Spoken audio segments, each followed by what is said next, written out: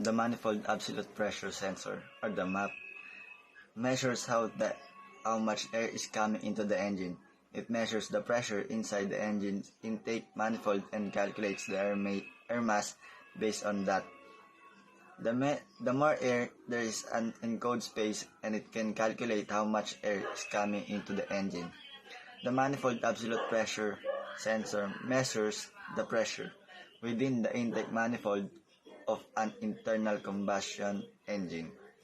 It helps the engine control unit, or ECU, determine the air density, which is crucial for calculating the optimal air-fuel mixture for combustion. How it works. 1. Pressure measurement. The MAP sensor detects the absolute pressure in the manifold relative to a perfect vacuum. This information helps gauge the engine's load. Number 2. Signal output. The sensor sends a voltage signal to the ECU that varies the pressure it measures. High pressure corresponds to a higher voltage, indicating more air entering the engine.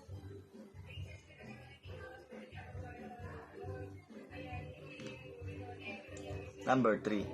Air-fuel ratio calculation. The ECU uses this data along with information from other sensors, like the throttle position sensor, to adjust fuel injection and ignition timing for efficient combustion. Number 4. Engine performance. Accurate readings from the MAP sensor contribute to better engine performance, fuel efficiency, and reduced emissions.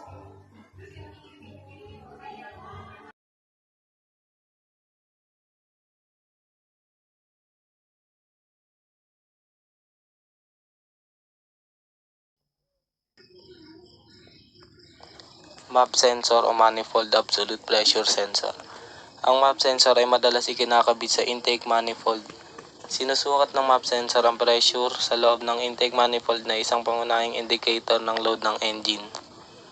Ang MAP sensor o manifold absolute pressure sensor ay mahalagang parte ng engine fuel management system. Ang function nito ay upang subaybayan ang lakas ng pressure ng hangin sa loob ng intake manifold at ipadala ang impormasyon nito sa Engine Control Unit o ECU. Ginagamit ng Engine Control Unit ang impormasyon nito upang makalkula ang dami ng hangin at ang bigat ng hangin na hinihigop ng combustion chamber ng makina para matukoy ang dami ng gasolina na kailangang i-inject sa loob ng cylinder bore o combustion chamber ng makina. Kapag hinati sa gitna ang MAP sensor, makikita sa pictorial diagram ang loob ng MAP sensor. Ang araw na kulay pula ay kumakatawan sa higop ng hangin upang pagalawin ang diaphragm ng MAP sensor. Habang lumalakas ang higop ng hangin, lumalaki ang galaw ng diaphragm. Kapag lumalaki ang galaw ng diaphragm, tumataas naman ang resistance ng sensor. Ang impormasyon na galing sa MAP sensor ang ginagamit ng Engine Control Unit o ECU upang maging tumpak ang timpla ng hangin at ng gasolina na kailangan ng makina. Ang MAP sensor ang nagbibigay ng impormasyon sa ECU kung gaano karaming gasolina ang dapat ibuga ng fuel injector upang makalkula ang tamang timpla ng air and fuel mixture.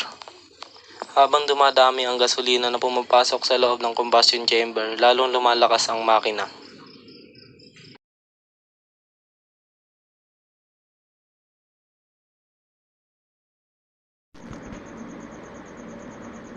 Barometric pressure sensor. The barometric pressure sensor measures the atmospheric pressure, which varies with weather and altitude. It operates as the same as the MAP sensor, but it measures atmospheric pressure. It is located inside the ECM. If it is defective, the entire ECM must be replaced. Turbocharging pressure sensor. The turbocharging pressure sensor operates identically to the MAP sensor and is used to measure intake manifold pressure. The only difference is that when there boost pressure, the voltage signal goes higher than on a natural aspirated engine. Vapor pressure sensor. The vapor pressure sensor, or VPS, measures the vapor pressure in the evaporated emission control system. It may be located on the fuel tank near the charcoal canister assembly or in a remote location. The pressure inside the reference chamber changes with atmospheric pressure. The reference chamber pressure uses a small flexible diaphragm exposed to atmospheric pressure. This causes the reference pressure to increase with an increase in atmospheric pressure. Using this allows the vapor pressure reading to be calibrated with atmospheric pressure. MAP sensor. Manifold absolute pressure sensor which measures the pressure in the intake manifold. ECM, or electronic control module, the brain of the car that controls many functions including the engine. Boost pressure increase the pressure in the intake manifold caused by turbocharger. Lateral aspirated engine, an engine without a turbocharger. These pressure sensors are essential for the proper functioning of the engine and emission control system. If a pressure sensor fails, it can cause variety of problems including the pure fuel economy, reduced engine power, and emission issues.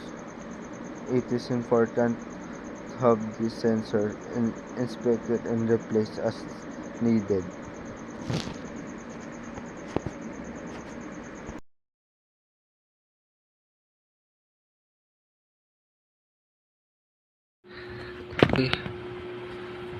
Ang sensor na ito ay may silicone chip na may reference pressure sa isang bahagi at vapor pressure sa kabilang bahagi.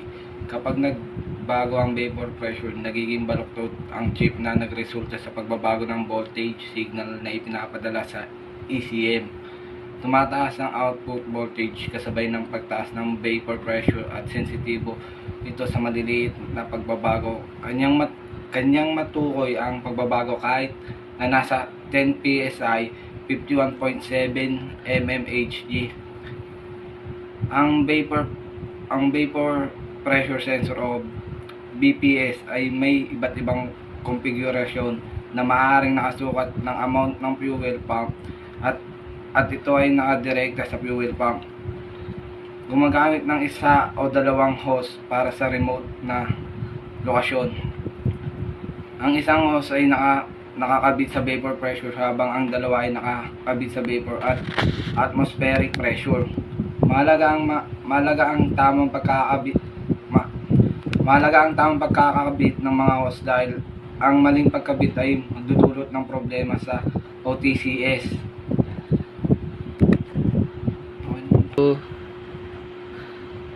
Check all losses for proper connection, restriction, and leaks. Check the BC and E2 voltage. Apply the specified pressure and read sensor voltage output. The vapor pressure sensor is calibrated of the pressure found in the EVAP system. So apply only the specified amount to prevent damaging the sensor.